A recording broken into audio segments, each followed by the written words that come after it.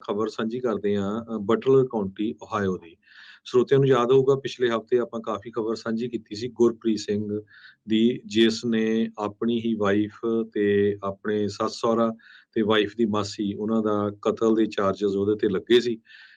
Court case 10 ਦਿਨ ਦੇ ਕਰੀਬ ਜਿਊਰੀ ਦੇ ਵਿੱਚ ਚੱਲਿਆ ਸੀ, ਪਰ ਉਹ ਮਿਸ ਟਰਾਇਲ ਹੋ ਗਿਆ। ਮਿਸ ਟਰਾਇਲ ਇਸ ਕਰਕੇ ਹੋਇਆ ਵੀ 11 ਯੂਰਰ ਇੱਕ ਪਾਸੇ ਸੀ, 1 ਯੂਰਰ ਜੋ ਸੀ ਉਹ ਉਹਨਾਂ ਦੇ ਨਾਲ ਐਗਰੀ ਨਹੀਂ ਕੀਤਾ। ਸੋ ਉਹਦੇ ਕਰਕੇ ਇਹ ਮਿਸ ਟਰਾਇਲ ਹੋ ਗਿਆ। ਤੇ ਅੱਜ ਗੁਰਪ੍ਰੀਤ ਸਿੰਘ ਦੇ ਜੋ ਅਟਾਰਨੀ ਆ, ਉਹਨਾਂ ਨੇ ਇਹ ਕਿਹਾ ਵੀ ਅਸੀਂ ਹੁਣ ਉਹਦਾ ਕੇਸ ਦੁਬਾਰਾ ਕੀ ਨਹੀਂ ਲੜਾਂਗੇ।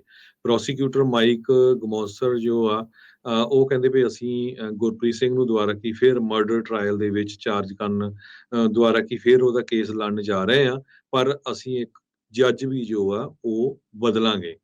ਸੋ ਜੋ ਗੁਰਪ੍ਰੀਤ ਸਿੰਘ ਦੇ ਅਟਾਰਨੀ ਆ ਚਾਰਲਸ ਰਿਟਗਰਸ, ਨੀਲ ਸ਼ੋਏਟ ਤੇ ਜੇ.ਆਰ. ਬਰਨਸ, ਉਹਨਾਂ ਨੇ ਅੱਜ ਮੋਸ਼ਨ ਫਾਈਲ ਕਰ ਦਿੱਤਾ ਕੋਰਟ ਦੇ ਵਿੱਚ ਵੀ ਅਸੀਂ ਗੁਰਪ੍ਰੀਤ ਸਿੰਘ ਦੇ ਅਟਾਰਨੀ ਨਹੀਂ ਰਹਿ ਸਕਦੇ। ਕਹਿੰਦੇ ਵੀ ਗੁਰਪ੍ਰੀਤ ਸਿੰਘ ਹਜੇ ਵੀ ਜੇਲ੍ਹ ਦੇ ਵਿੱਚ ਹੈਗਾ ਵਿਦਆਊਟ ਬੌਂਡ 2019 ਤੋਂ, ਤੇ ਉਹ ਕੰਮ ਨਹੀਂ ਕਰ ਸਕਦਾ ਤੇ ਇਸ ਕਰਕੇ ਉਹ ਜੋ ਫੀਸ ਹੈਗੀ ਆ ਅਟਾਰਨੀਜ਼ ਦੀ ਉਹ ਨਹੀਂ ਪੇ ਕਰ ਸਕਦਾ।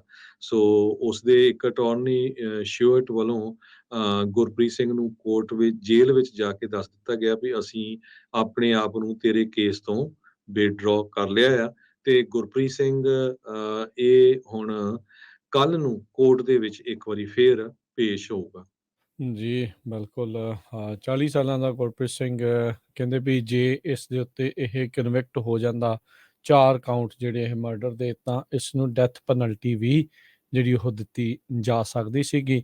ਪਰ ਹੁਣ ਮਿਸ ਟਰਾਇਲ ਦੇ ਜਿਹੜੇ ਉਹ ਚੱਲਦੇ ਆ, ਇਹ ਸਾਰਾ ਕੁਛ ਵਿੱਚ ਵਿਚਾਲੇ ਜਿਹੜਾ ਉਹ ਲਟਕਿਆ ਪਿਆ। ਇਸ ਉੱਤੇ ਆਪਣੀ ਘਰਵਾਲੀ, ਆਪਣੇ ਸਹੁਰੇ ਤੇ ਜਿੱਦਾਂ ਤੁਸੀਂ ਦੱਸਿਆ ਵੀ ਘਰਵਾਲੀ ਦੀ ਜਿਹੜੀ ਭੈਣ ਆ, ਵਾਈਫ ਦੀ ਮਾਸੀ ਜਿਹੜੀ ਆ, ਉਸ ਦੇ ਕਤਲ ਦੇ ਜਿਹੜੇ ਦੋਸ਼ ਆ 2019 ਦਾ ਇਹ ਜਿਹੜਾ ਕੁਆਡਰੂਪਲ ਹੋਮਿਸਾਈਡ ਆ, ਉਸ ਮਾਮਲੇ ਵਿੱਚ ਜਿਹੜਾ ਉਹ ਸੀਗਾ। ਸੋ ਕੁਛ ਕੁ ਜਾਂ ਇੱਕ ਜਾਣੇ ਦੀ ਕਹਿ ਲਓ ਵੀ ਉਹ ਉਸ ਦੇ ਕਰਕੇ ਜਿਊਰਰ ਦੇ ਜਿਹੜੇ ਮਨ ਦੇ ਕਰਕੇ ਇਹ ਸਾਰਾ ਕੇਸ ਆ ਇਸ ਪਾਸੇ ਵੱਲ ਨੂੰ ਗਿਆ। ਖਬਰ ਸਾਂਝੀ ਕਰਦੇ ਹਾਂ ਬਟਲਰ ਕਾਉਂਟੀ ਓਹਾਇਓ ਦੀ।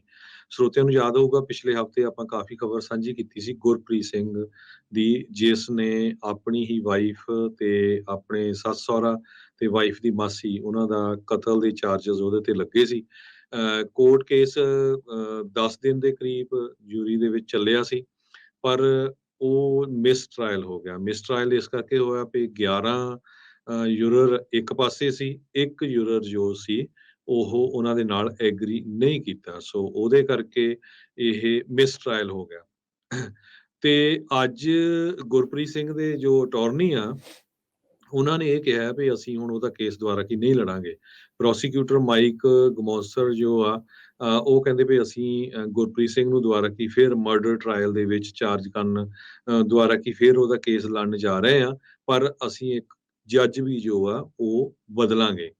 ਸੋ ਜੋ ਗੁਰਪ੍ਰੀਤ ਸਿੰਘ ਦੇ ਅਟਾਰਨੀ ਆ ਚਾਰਲਸ ਰਿਟਗਰਸ, ਨੀਲ ਸ਼ੋਏਟ ਤੇ ਜੇ.ਆਰ. ਬਰਨਸ, ਉਹਨਾਂ ਨੇ ਅੱਜ ਮੋਸ਼ਨ ਫਾਈਲ ਕਰ ਦਿੱਤਾ ਕੋਰਟ ਦੇ ਵਿੱਚ ਵੀ ਅਸੀਂ ਗੁਰਪ੍ਰੀਤ ਸਿੰਘ ਦੇ ਅਟਾਰਨੀ ਨਹੀਂ ਰਹਿ ਸਕਦੇ। ਕਹਿੰਦੇ ਵੀ ਗੁਰਪ੍ਰੀਤ ਸਿੰਘ ਹਜੇ ਵੀ ਜੇਲ੍ਹ ਦੇ ਵਿੱਚ ਹੈਗਾ ਵਿਦਆਊਟ ਬੌਂਡ 2019 ਤੋਂ, ਤੇ ਉਹ ਕੰਮ ਨਹੀਂ ਕਰ ਸਕਦਾ ਤੇ ਇਸ ਕਰਕੇ ਉਹ ਜੋ ਫੀਸ ਹੈਗੀ ਆ ਅਟਾਰਨੀਜ਼ ਦੀ ਉਹ ਨਹੀਂ ਪੇ ਕਰ ਸਕਦਾ। ਸੋ ਉਸਦੇ ਇੱਕ ਅਟਾਰਨੀ ਸ਼ਿਓਟ ਵੱਲੋਂ ਗੁਰਪ੍ਰੀਤ ਸਿੰਘ ਨੂੰ ਕੋਰਟ ਵਿੱਚ ਜੇਲ੍ਹ ਵਿੱਚ ਜਾ ਕੇ ਦੱਸ ਦਿੱਤਾ ਗਿਆ ਵੀ ਅਸੀਂ ਆਪਣੇ ਆਪ ਨੂੰ ਤੇਰੇ ਕੇਸ ਤੋਂ ਵਿਦਡਰਾ ਕਰ ਲਿਆ ਆ, ਤੇ ਗੁਰਪ੍ਰੀਤ ਸਿੰਘ ਇਹ ਹੁਣ ਕੱਲ ਨੂੰ ਕੋਰਟ ਦੇ ਵਿੱਚ ਇੱਕ ਵਾਰੀ ਫੇਰ ਪੇਸ਼ ਹੋਊਗਾ। ਜੀ, ਬਿਲਕੁਲ। 40 ਸਾਲਾਂ ਦਾ ਗੁਰਪ੍ਰੀਤ ਸਿੰਘ ਕਹਿੰਦੇ ਵੀ ਜੇ ਇਸ ਦੇ ਉੱਤੇ ਇਹ ਕਨਵਿਕਟ ਹੋ ਜਾਂਦਾ 4 ਕਾਊਂਟ ਜਿਹੜੇ ਇਹ ਮਰਡਰ ਦੇ, ਤਾਂ ਇਸ ਨੂੰ ਡੈਥ ਪੈਨਲਟੀ ਵੀ ਜਿਹੜੀ ਉਹ ਦਿੱਤੀ ਜਾ ਸਕਦੀ ਸੀਗੀ। ਪਰ ਹੁਣ ਮਿਸ ਟਰਾਇਲ ਦੇ ਜਿਹੜੇ ਉਹ ਚੱਲਦੇ ਆ, ਇਹ ਸਾਰਾ ਕੁਛ ਵਿੱਚ ਵਿਚਾਲੇ ਜਿਹੜਾ ਉਹ ਲਟਕਿਆ ਪਿਆ। ਇਸ ਉੱਤੇ ਆਪਣੀ ਘਰਵਾਲੀ, ਆਪਣੇ ਸਹੁਰੇ ਤੇ ਜਿੱਦਾਂ ਤੁਸੀਂ ਦੱਸਿਆ ਵੀ ਘਰਵਾਲੀ ਦੀ ਜਿਹੜੀ ਭੈਣ ਆ, ਵਾਈਫ ਦੀ ਮਾਸੀ ਜਿਹੜੀ ਆ, ਉਸ ਦੇ ਕਤਲ ਦੇ ਜਿਹੜੇ ਦੋਸ਼ ਆ 2019 ਦਾ ਇਹ ਜਿਹੜਾ ਕੁਆਡਰੂਪਲ ਹੋਮਿਸਾਈਡ ਆ, ਉਸ ਮਾਮਲੇ ਵਿੱਚ ਜਿਹੜਾ ਉਹ ਸੀਗਾ। ਸੋ ਕੁਛ ਕੁ ਜਾਂ ਇੱਕ ਜਾਣੇ ਦੀ ਕਹਿ ਲਓ ਵੀ ਉਹ ਉਸ ਦੇ ਕਰਕੇ ਜਿਊਰਰ ਦੇ ਜਿਹੜੇ ਮਨ ਦੇ ਕਰਕੇ ਇਹ ਸਾਰਾ ਕੇਸ ਹੈ ਇਸ ਪਾਸੇ ਵੱਲ ਨੂੰ ਗਿਆ।